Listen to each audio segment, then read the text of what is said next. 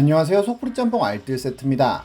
2009년 최승환이라는 분은 완전 설렌다며 싸이월드에 새로 뽑은 SM3 사진을 올리는데요. 거기엔 창우라는 친구가 시승을 해보자고도 하고, 손병주라는 친구는 승환이 차를 다 부사부자고 하고, 기섭이라는 친구는 병주에게 부러운 거냐며 입동차 이제 발리겠네 라는 답글을 달기도 합니다. 거기에 최승환 씨는 안 자고 다들 뭐 하냐며 그냥 필요해서 산 거라면서 쿨한 모습을 보여주기도 하는데요. 그 이후로도 부러워하는 듯한 친구들의 댓글이 달리기도 했고, 서미란이라는 여자분은 드라이브 시켜달라며 하트를 붙이기도 했습니다. 하지만 댓글에 붙어있는 IP 주소는 모두 한 곳을 가리키고 있었는데요. 차자랑 한번 하기 위해 어마어마한 싸이월드 계정들을 만들었던 것입니다. 이번엔 이렇게 레전드가 된 주작 인생들을 모아봤습니다. 그럼 한번 볼까요? 첫 번째는 블로거 비단꽃입니다. 2004년쯤 비단꽃은 수능을 앞둔 수험생의 책상을 보여주마라며 본인 책상을 인증하는 첫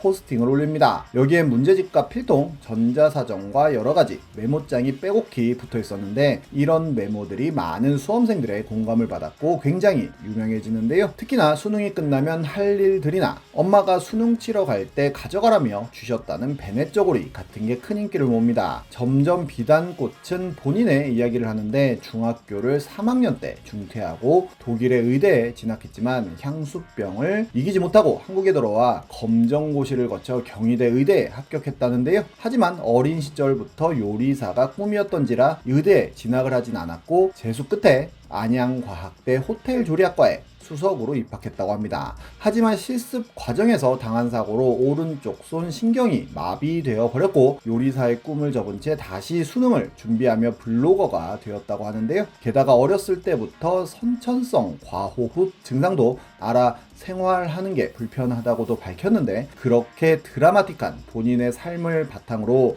자신만의 공부 비법과 역경을 이겨나가는 마음가짐, 소소한 일상 등을 모두 블로그에 올렸습니다. 비단꽃은 10대 청소년들에게 굉장히 큰 인기를 얻게 되는데요. 한 중학생은 언니를 따라 저도 학교를 자퇴했어요 라는 글을 남기기도 하고, 비단꽃을 우상으로 여긴 사람들이 비단꽃의 글씨체를 따라하자 비단꽃체라는 폰트가 만들어졌으며, 비단꽃은 네이버 선정 파워 블로거는 물론 3대 공부 블로거에 선정되기도 하였습니다. 하지만 어느 날 갑자기 비단꽃은 이 모든 게 거짓이었다는 것을 밝히는데요. 중학교 중퇴만 사실이었을 뿐 독일은 친척 집에 일주일간 가봤던 게 전부이고, 실제 나이도 2살 어렸으며 경희대 의대와 안양과학대에 합격한 적도 없었고, 오른쪽 신경마비와 과호흡병 역시도 주작이었다는 것을 밝히게 됩니다. 자신의 신상과 관련된 질문들이 이어지자 이에 답하다 보니 점점 꼬이기 시작했고, 결국 이렇게 진실을 고백했다고 하는데요. 요즘에도 가끔 허언증으로 유명해지는 분들이 나오기도 하는데,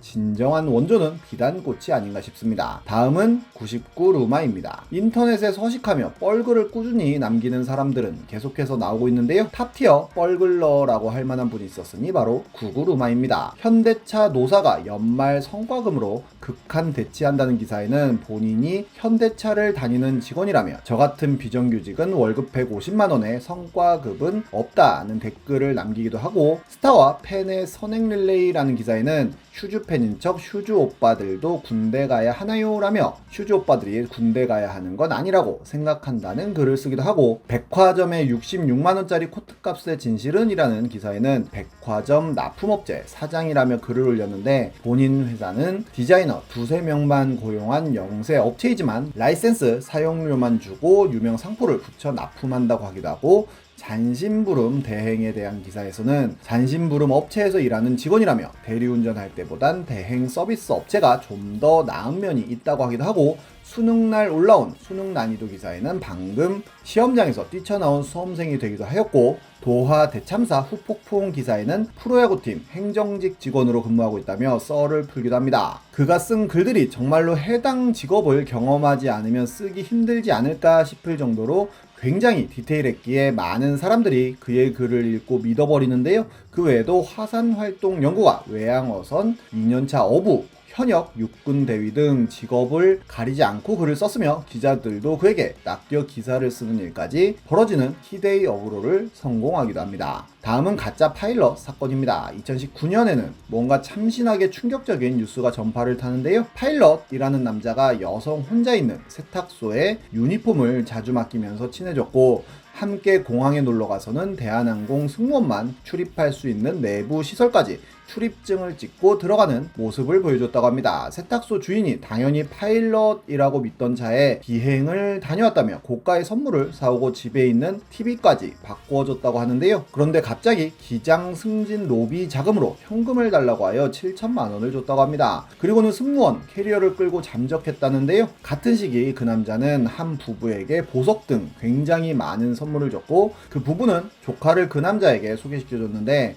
같은 방식으로 조카를 속여 6천만 원이라는 거금을 받아갔다고 합니다. 휴일에도 어딜 가든 조종사 옷을 입고 다녔다고도 하는데요. 부부 중 남편이 재직증명서를 보여달라고 요구하자 남성이 갑자기 사라졌고 사기 혐의로 동부지검에 고소하게 되었는데 알고 보니 그 외에도 굉장히 많은 여성들이 그에게 거금을 준 것으로 드러납니다. 그런데 실화탐사대에서 더욱더 파고들어 알고 보니 그의 진짜 직업은 건설 현장 노동자였고 애가 있는 이혼남이었다고까지 밝혀지는데요. 모텔에서 숙식을 해결했던 것으로 밝혀지기도 합니다. 하지만 결국 잡지는 못하는데요. 1호부터 1년이 지난 2020년 그 남자가 부산에서 발견됩니다. 이번에는 UDT 특전사로 천안함 인양과 아덴만 작전 등에 투입되었다는 이야기를 하며 진짜 UDT 반바지를 입고 다녔다는데 그렇게 UDT 특전사 행세를 하며 여자들을 꼬셔 한 명과는 실제로 결혼식까지 하였고 총 8명의 여성들에게 4억이 넘는 돈을 사기쳤다고 하네요. 결국 부산에서 검거되었다고 합니다. 다음은 최성봉입니다. 최성봉은 2011년 코리아 갓 탤런트에 출연하며 얼굴이 알려진 가수인데요. 그가 이야기한 본인의 과거사에 따르면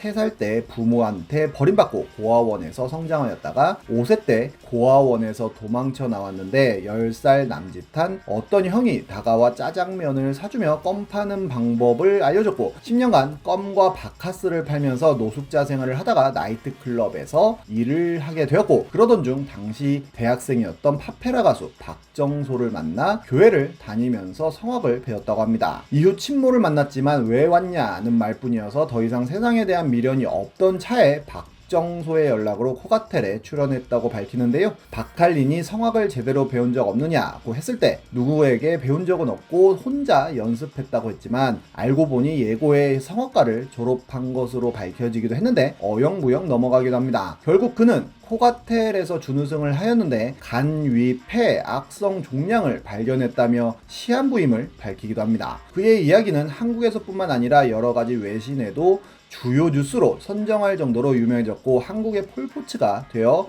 진짜 폴포츠도 만났으며 본인의 앨범을 내기도 하였고 자선음악회를 여는 등 많은 활동을 합니다. 게다가 그가 쓴 무조건 살아 단 한 번의 삶이니까 라는 책은 베스트셀러가 되었고 2016년엔 국민추천 포상 행정자치부 장관 표창을 받기도 하는데요. 그렇게 세월이 흘러 많은 사람들에게 최성봉이라는 이름이 잊혀져 가던 작년 9월 암 수술을 했지만 공연이 없어 노가다를 하고 있다며 수술비와 함께 앨범 제작을 도와달라면서 와디즈에서 크라우드 펀딩을 시작합니다. 수술비에 병원비만 3억이 넘는데 병원비를 내지 못해 4시간 동안 무릎을 꿇고 빌었다고 밝히기도 하는데요. 1차 목표 금액은 그의 첫 오디션 날짜에 의미를 둔 2천만 원 정도였는데 2차 목표 금액은 훌쩍 뛴 5억 원으로 잡았고 총 10억 원의 펀딩을 목표로 합니다. 그런데 연예 뒤통령 이진호라는 기자 유튜버가 최성봉이 암투병 중이 아니라는 주장을 합니다. 암 진단서라고 보여준 진단서에는 상해 진단서로 기재되어 있고 실존하지 않는 병명 코드를 기재해 놓기도 하였으며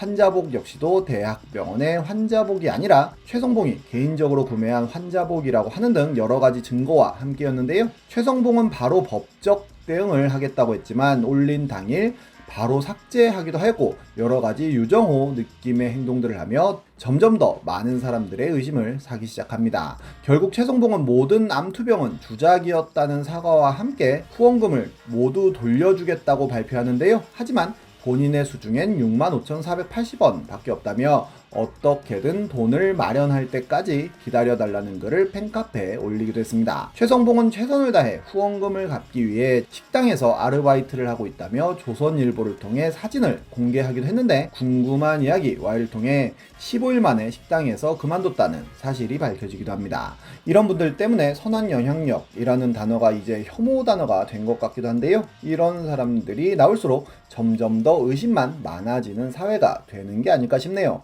지금까지 속풀이 짬뽕 알뜰 세트였습니다.